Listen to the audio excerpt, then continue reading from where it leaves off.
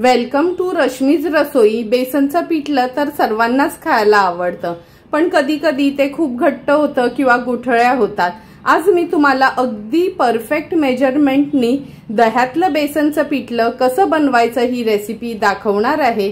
त्यासाठी हा व्हिडिओ तुम्ही शेवटपर्यंत बघा आणि माझ्या चॅनलला लाईक, शेअर आणि सबस्क्राइब करा। दह्यातलं पिठलं बनवण्यासाठी आपण 1 वाटी बेसनचं पीठ घेतलं आहे, अर्धी वाटी दही वापरणार आहोत, 2 चमचे तेल, नंतर एक छोट्या साईजचा कांदा बारीक चिरून घेतलाय, कढीपत्त्याची पानं, अर्धा चमचा राई, अर्धा चमचा जिरं, हळद घेतली आहे अर्धा चमचा, नंतर 5 ते 6 लसणाच्या पाकळ्या आपण चेचून घेणार आहोत किंवा क्रश बनवायचा आहे। मिरच्या घेतल्या 3, मी मोठ्या मिरच्या आहेत ह्या, आणि अगदी छोटासा अगदी आल्याचा तुकडा आपण वापरणार आहोत, मुठभर कोथिंबीर, पाव चमचा हिंग आणि चवीप्रमाणे मीठ यूज करणार आहोत। सर्वात आधी हे बेसन आहे ना दह्यासोबत आपण मिक्स करून घ्यायचं आहे। वाटीभर घेतलं मी हे बेसन, अर्धी वाटी दही आहे। सुरुवातीला ना दही आणि बेसनच आपण मिक्स करून घेऊया, मग पाणी घालायचे। हे बघा, दही आणि बेसन छान मिक्स करून घेतलं। पाणी न घालता मिक्स करून घेतलं ना का गुठळ्या होत नाही। ज्या आपण कपनी दही घेतलं होतं सुरुवातीला अर्धा कपच पाणी घेणार आहोत। आणि जर तुमच्याकडे दही नसेल आणि तुम्ही ताक वापरणार असाल तर 1 वाटी बेसन असेल तर 1 वाटी ताक घ्यायचं आहे। म्हणून मी अर्धा वाटी दही घेतलेली तर अर्धा वाटी त्याच्यात पाणी ऍड केले। सुरुवातीला व्यवस्थित मिक्स करून घ्यायचे।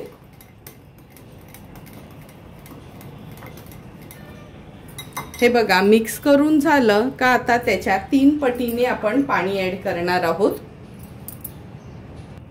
ज्या कपनी आपण पीठ मोजलं होतं तोच कप घेतोय।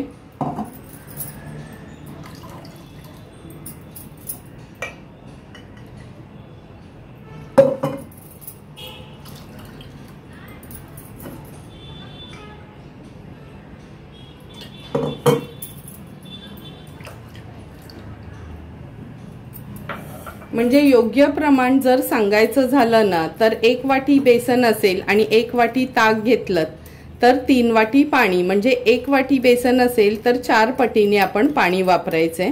आता बेसन आणि दही व्यवस्थित आपण मिक्स करून घेतलं, हे साईडला ठेवून देऊया। आपण आता आल्याचा अगदी छोटासाच तुकडा घेतलाय, म्हणजे चमचा भरच होईल एवढं। लसणाच्या पाकळ्या आणि मिरच्या एकतर तुम्ही खलबत्त्यामध्ये चेचून घेऊ शकता किंवा असा क्रश बनवू शकता। मी ह्याचा क्रशच तयार करून घेते।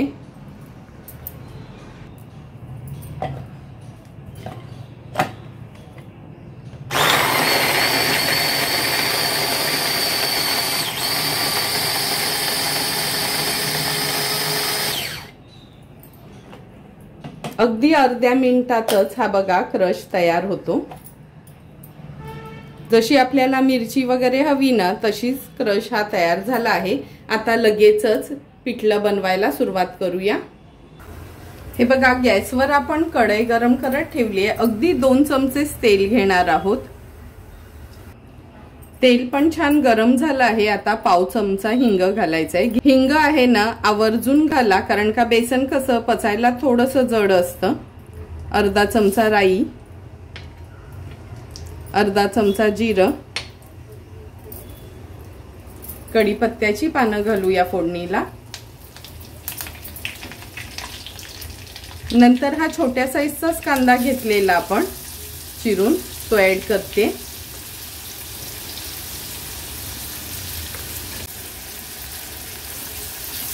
कांदा आता आपण परतून घेऊया तेलावर।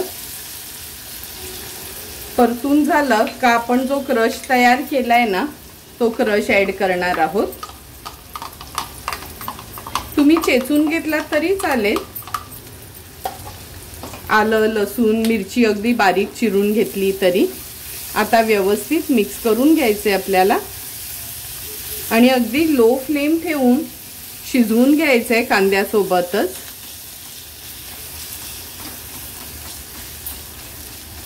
हे बघा कांदा छान आपला शिजला गेलाय। आता ह्याच्यामध्ये हळद घालूया।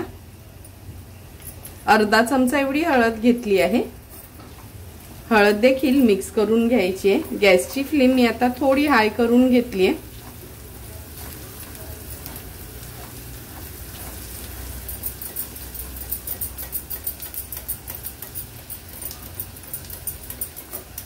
आता आपण हे जे दही सोबतच बेसन मिक्स करून घेतलेलं ना व्यवस्थित असं घोळून घ्यायचंय। ते हळूहळू ह्याच्यामध्ये ऍड करणार आहोत। ऍड केल्यावर गॅसची फ्लेम अगदी लो टू मीडियम वर ठेवायची आहे।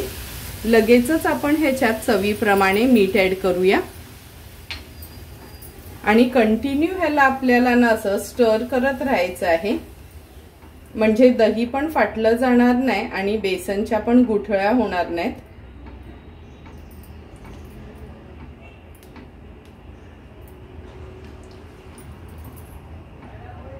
तुम्ही बघू शकता लगेचच अगदी मिनिटभरातच आपलं हे पिठलं घट्ट होण्यास सुरुवात झाली आहे। लो फ्लेम वरच आपल्याला कंटिन्यू असं स्टर करायचंय।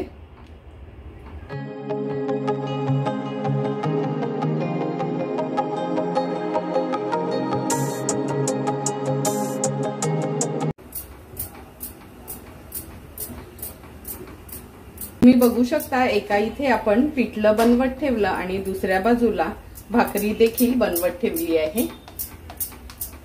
लक्षात ठेवा 10 मिनिटांसाठी तरी हे पिठलं आहे ना continue low to medium flame वर आपल्याला असं स्टर करत राहायचंय। 10 मिनिटं झालेत आपण पिठलं हे व्यवस्थित असंच मिक्स करत राहिलेलो। लो टू मीडियम फ्लेम वरच आपल्याला गॅस ठेवायची आहे आणि मगच हे पिठलं आपल्याला असं व्यवस्थित मिक्स करत राहायचंय। एका बाजूला आपली भाकरी देखील तयार होते।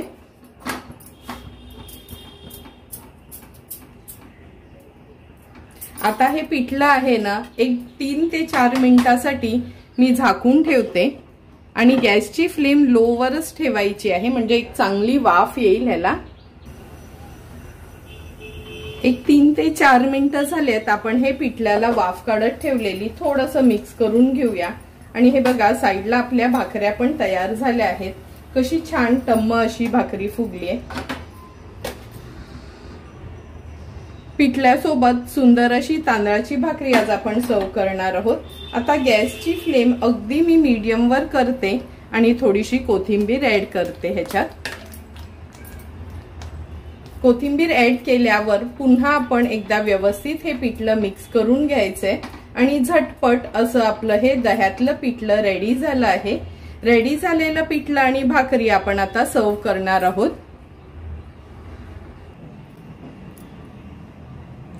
सुंदर असं तयार झालेलं हे बघा। हे पिठल्याची कन्सिस्टन्सी पण कशी अगदी परफेक्ट आहे, म्हणून मी सांगितलेल्या मेजरमेंटनी जर तुम्ही बेसन आणि पाण्याचं प्रमाण वापरलं तर तुम्ही बनवलेलं पिठलं देखील असंच होईल।